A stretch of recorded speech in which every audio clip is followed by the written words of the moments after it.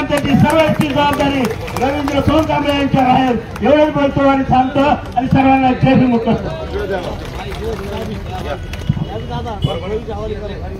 परभणी जिल्हा आपला परभणी ते मुंबईचे लॉंग मार्च निघणार आहे. याचं जे धम्मदान आपण सर्व भीमसैनिक श्रद्धावान उपासक करणार आहोत. याची सर्व त्याची चाबी धर्मदान पेटीची चाबी परभणीतील बौद्ध व जय भीमचे प्रथम महापौर रविदादा सोनकांबळेकर दिलेली आहे. यानंतर परभणी जिल्हा आंबेडकर चळवळी ज्या आंदोलनामध्ये ज्या भीमसैनिकांना जेल झाली त्यांच्या जमानती घ्यायला कोणी पुढे येत नव्हते. आपले आंबेडकरवादी वकील संघ या ठिकाणी विचारमंचावर उपस्थित असलेला यांनी पुढे आले नाही ते ₹1 न घेता आपल्या भीमसैनिकाच्या फुकट जमानती केल्या आणि आज सुद्धा अतिशय ताकदीनं आपल्या धरणे आंदोलनाला आपल्या लॉंग मार्चला या ठिकाणी धमदेन देत आहेत. या ठिकाणी सर्वप्रथम सर्वांना जय भीम. आज एक मोठ्या संघर्षाची सुरुवात होत आहे आपल्या परभणी जिल्ह्यामधून आणि त्या संघर्षाला साथ देण्यासाठी तुम्ही सर्व बांधव जसे आलात तसंच आम्ही परभणी जिल्ह्यातील आंबेडकरवादी वकील संघ म्हणून या ठिकाणी आलेलो आहोत.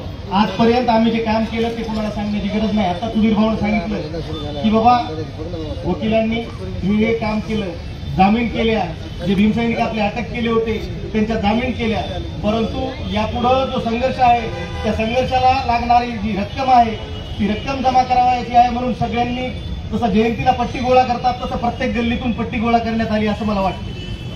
बरोबर आहे, कारण आम्ही सुद्धा वर्मानगर येथून दिलेली आहे. त्याच पद्धतीने परभणी जिल्हा आंबेडकरवादी वकील संघातर्फे ही एक छोटीशी मदत आज 31,000 रुपये केवळ 2 तासामध्ये आम्ही कलेक्ट केली आणि अजूनही रक्कम जमा व्हायची बाकी आहे. आपले 20-25 जे वकील आहेत बौद्ध बांधव सर्वांनी मिळून जमा केलेली आहे. तर तुम्हाला सांगतो लॉंग मार्च साठी जाणारी जी कमिटी आहे आपली त्यांना माझं एक सजेशन आहे की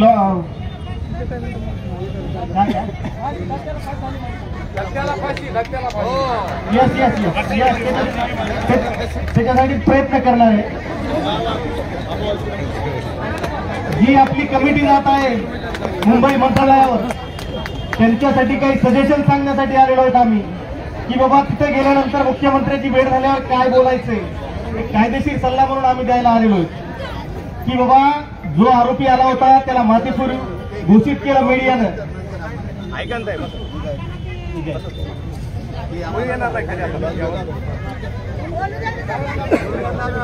हॅलो, रक्कम किती झाली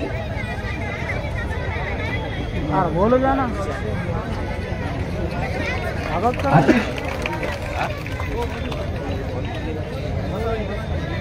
आपल्या लॉंग मार्चसाठी आंबेडकरवादी वकील संघाने धर्मदान दिलेले आपण टाळ्या वाजवून त्याचा स्वीकार करूया.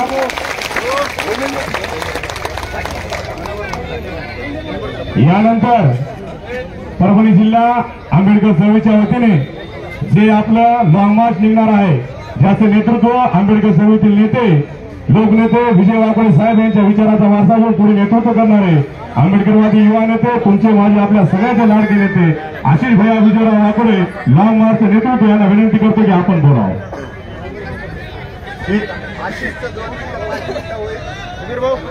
हॅलो, साहेबाला बोल द्या. वकील साहेबाला बोल द्या. वकील साहेबाला बोल द्या. एक मिनिट ऐका तुम्ही. वकील साहेब मुंबईमध्ये काय बोलायचं आहे त्याच्याबद्दलचं सविस्तर आम्ही चर्चा करून निवेदन करतो म्हणून चर्चा झाली. तुम्ही अशा पद्धतीने करणार असाल तर बंद करा. मग असं मग हांगायला कशाला तुम्ही आपण आम्हाला जे काय चर्चा करायची आम्ही त्यांच्यासोबत सगळी सविस्तर चर्चा करू. त्या आता आपल्याला जाण्याची वेळ झालेली आहे. आशिष भैया बोलणार आहे. आदरणीय फौजियार खान मॅडम आपल्याला सगळ्यांना इथे लॉंग मार्च काढून शुभेच्छा देण्यासाठी आले. त्यांचं बोलण्याचे मी 2 मिनिटं बोलेल. आता आपल्याला भाषण संपवायचे. आशिष वाकोडे बोलतील आपले. सर्वांना क्रांतिकारी जय भीम. डॉक्टर बाबासाहेब आंबेडकरांचा, भारतीय संविधानाचा आणि मागण्या आमच्या हक्काच्या, आणि मागण्या आमच्या हक्काच्या, आणि मागण्या आमच्या पूर्ण करा, आणि मागण्या आमच्या पूर्ण करा. श्री सोमनाथ भैया सूर्यवंशी, श्री लोकनेते विजय वाकोडे बाबा, सर्व माझ्या मायमावल्या, माझे सर्व बंधू, आपल्याला आता 15-20 मिनिटातच आपल्याला या लॉंग मार्चला सुरुवात करायची आहे. सुरुवात करत असताना सर्वांना माझी विनंती आहे की बाबासाहेबांच्या ज्या संविधानाची आपल्या विटंबना झालेली आहे त्या संविधानाची विटंबना आपण आता करायची नाही. हा जो मोर्चा काढायचा आहे तो संवैधानिक पदाने काढायचा आहे. आपला मोर्चा कुठेही आपल्या मोर्चाला गालबोट लागू द्यायचं नाही. आपल्या सर्व युवा तरुणांना मला सांगायचं आहे, आपल्या मोर्चाचं संरक्षण तुम्ही करायचंय, आपल्या महिलांचं संरक्षण तुम्ही करायचंय. इतर कुठलाही युवक, इतर कोणी गावगुंड आपल्या मोर्चामध्ये घुसला नाही पाहिजे. आपल्या मोर्चाला बदनाम करण्याचं षडयंत्र हे लोक करू शकतात. म्हणून आपल्या सर्व युवकांना माझी विनंती आहे की या मोर्चाचं संरक्षण तुम्ही करा. आणि माझ्या सर्व महिलांना, सर्व भीमसैनिकांना विनंती आहे की या मोर्चा जात असताना अतिशय शांतपणे आपल्याला बाबासाहेबांची घोषणा, संविधानाची घोषणा आणि सोमनाथ सूर्यवंशी अमर रहे, लोकनेते विजय वाकोडे अमर रहे ह्याच घोषणा द्यायच्या. बाकी कोणत्याच घोषणा आपल्याला द्यायच्या नाहीत. कारण की जिथे जिथे आपला मुक्काम आहे त्या मुक्कामाच्या सोयी मराठा समाजाने केलेल्या आहेत, इतर समाजाने केलेल्या आहेत. म्हणून त्या ठिकाणी गेल्यानंतर कोणतीही जातीवादी घोषणा द्यायची नाही, कोणतीही जातीवादी असं काही करायचं नाही. आपला मोर्चा अतिशय इतिहासात जाणारा मोर्चा आहे. या पोलीस प्रशासनाला आपल्याला इथं न्याय दिला नाही, परभणी प्रशासनाला न्याय दिला नाही.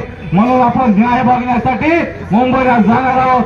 मी तुम्हाला सर्वांना माझी विनंती आहे, हा मोर्चा आपल्याला यशस्वी करायचा आहे.